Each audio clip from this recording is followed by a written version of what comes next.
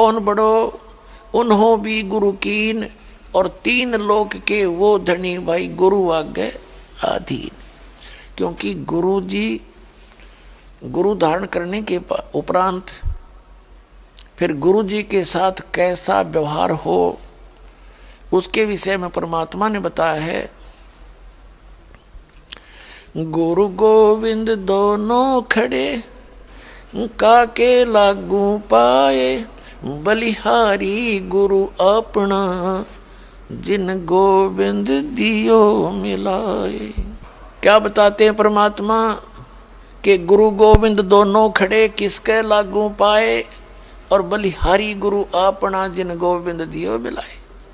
फिर क्या बताते हैं, गुरु मानुष कर जानते ते नर कहिए अंध, महादुखी संसार में आगे काल के फंद। क्या बताते हैं कि यदि गुरु जी को आप एज ए मैन ट्रीट करते हो तो कहते हैं आपकी भक्ति सफल नहीं हो सकती।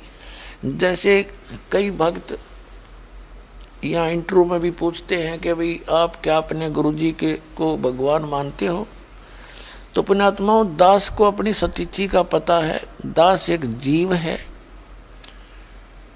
भगवान नहीं है, लेकिन ये दास उस परम पिता समर्थ का प्रतिनिधि है।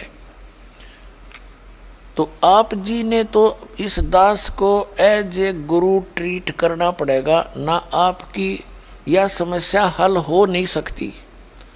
जैसे एक मैथमेटिक्स के अंदर एक ऋण का प्रश्न आता है जो ब्याज का, उसके अंदर मूलधन ज्ञात करना होता है।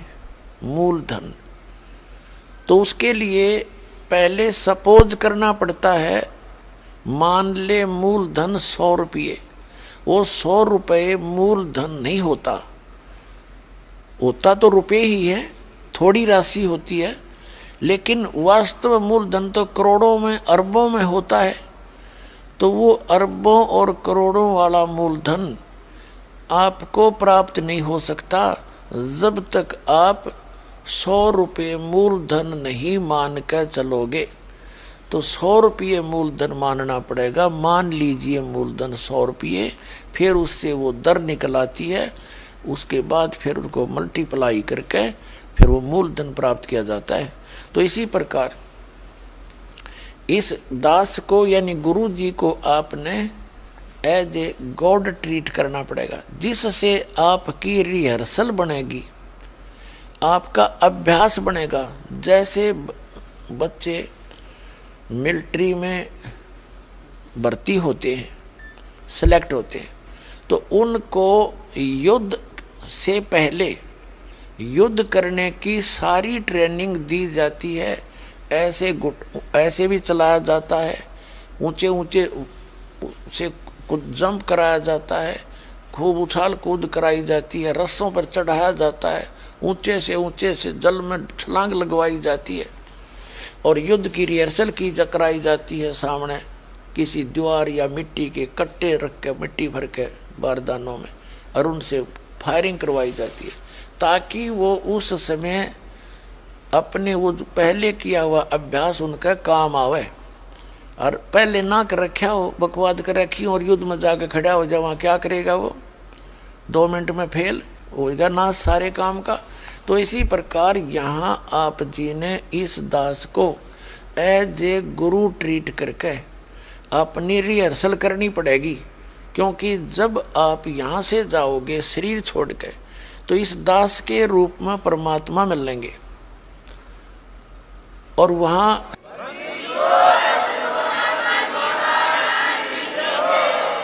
तो वहाँ जैसा आपका भाव यहाँ है वही वैसा ट्रीट वहाँ करोगे। मन में दोष रखोगे, किसी प्रकार का अटपट सोचोगे, क्योंकि गुरु जी के अंदर दोष देखना, तो आप भगवान में दोष देखते हो, तो वो दोष फिर आप वहाँ भी देखोगे, और वहाँ दोष आपके अंदर नहीं आपके बाहर दिखाई देंगे। वहाँ बताने की जरूरत ना पड़े, आपने इतना शर्मिंदा होना पड़ेगा और आपको वहां से रिजेक्ट कर दिया जाएगा, भाग यहाँ से। तो यहाँ परमात्मा कहते हैं गुरु मानुष कर जानते ते नर कहिए अंध, और फिर वो दुखी संसार में आज्ञा काल के फंद। इसलिए गुरु जी के प्रति आपका कैसा स्वभाव भाव बनना चाहिए। और गुरु जी की महिमा भी बताई है कि गुरु कितना काम आते हैं। जैसे कबीर हरि जय रूठ जा, गुरु की शरण में जावे। कहे कबीर गुरु रूठ गए तो हर ना करे सहाय। कबीर हरि जय रूठ जा, गुरु की शरण में जाए, और कहे कबीर गुरु रूठ गए तो हर ना करे सहाय। अब जैसे आप देखते हो किसी व्यक्ति के ऊपर आपदाओं पर आपदा आ रही है, दुखों पर दुख आ रहे हैं, तो वो अपने आप कहता है कि भाई मेरा राम रूठ गया, मेरा भगवान रुष्ट हो गया। और दूसरे को देखते हैं जिसकी अच्छी संतान भी ठीक है, उनकी सारी व्यवस्था ठीक है, उनके बच्चे भी अच्छी पोस्ट या कोई धन व्यवसाय ठीक कर रहे हैं, तो आम आदमी का आकर भाई इन पर राम राज्य है। तो पुण्यात्माओं, जब तक हम भक्ति नहीं करते तो हमारा पूर्व जन्म का भक्ति धन और पुण्य हमारे साथ होते हैं, वो बैटरी पहले की चार्ज होती है। तो जिनके पुण्य अभी चल रहे हैं तो उनका राम राज्य है, और जब तक जिन पर आपदा नहीं आई थी तब तक उनका भी राम राज्य था, प्रसन्न था भगवान। और फिर हरि रूठ गया, दुख पर दुख आने लग गए। तो जैसे खेत में या मजदूरी में या कहीं दुकान पर आपने कोई पानी का जल का घड़ा भर कर रखा है, जब तक उसमें जल विद्यमान है तो नो प्रॉब्लम, और जब जल समाप्त हो गया तो वही प्रॉब्लम। यानी वो जल खत्म हो गया तो वो जल मिला कहाँ पर? Hand pump. हैंड पंप पर जाइए और हैंड पंप से उसकी सेवा कीजिए और फिर भर लाइए। तो यहाँ समझो कहते हैं गुरु गोविंद दोनों खड़े, गुरु गोविंद दोनों खड़े, और काके लागू पाए, बलिहारी गुरु आपना जिन गोविंदियों मिलाए। तो ये जो दोहे हम पढ़ा करते थे भगवान के पहले भी, पर पहले इनका सिर पैर समझ में नहीं आवा था। परमात्मा ने कहना की चाहा है और किस उद्देश्य से ये ज्ञान दिया था ये अब समझ में आवा है। क्या बताते हैं कि गुरु गोविंद दोनों खड़े, एक तरफ गुरु जी खड़े हैं, एक तरफ भगवान खड़े हैं। तो कहते हैं किसके लागू पाए, यानी किसको स्वीकार करूं। आप पे उत्तर दे रहे हैं भगवान परमात्मा कबीर जी के बलिहारी गुरु आपना जिन गोविंद दियो मिलाए। अब जैसे अब एक मटके में जल भरा हो और एक तरफ हैंड पंप खड़ा हो, कंप्लीट इन ऑल रिस्पेक्ट, और आपसे कोई कहे इन दोनों में से, इस घड़े में से और नलके में से कौन से को स्वीकार करोगे, कौन सा चाहिए आपको? तो बुद्धिमान तो होगा वो इन्हों कहेगा मैं तो हैंड पंप लूँगा भाई, और मूर्ख होगा इन्हों कहेगा मैंने घड़ा दे दे, क्योंकि उस हैंड पंप में तक कितना घड़े पानी के भर लियो। तो यहाँ परमात्मा कहते हैं जब आपका राम रूठ गया तो आपके पुण्य समाप्त हो गए,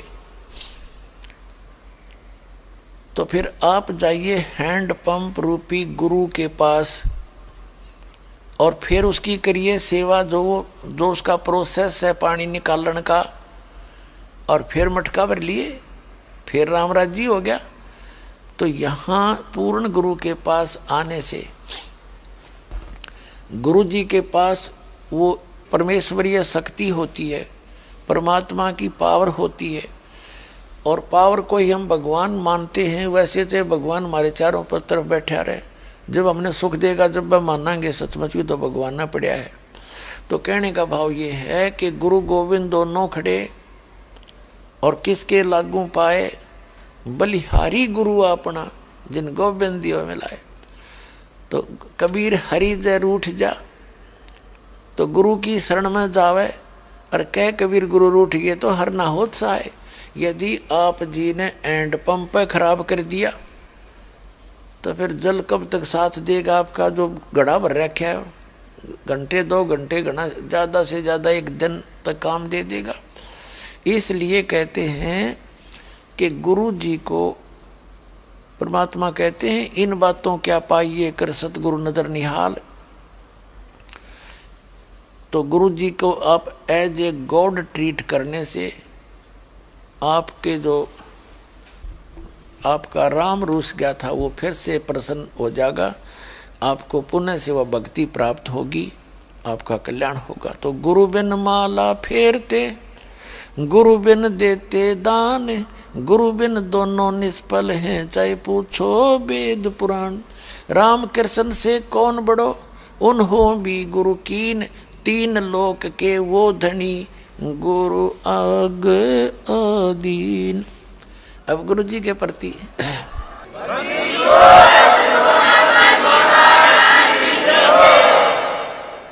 अब कबीर परमात्मा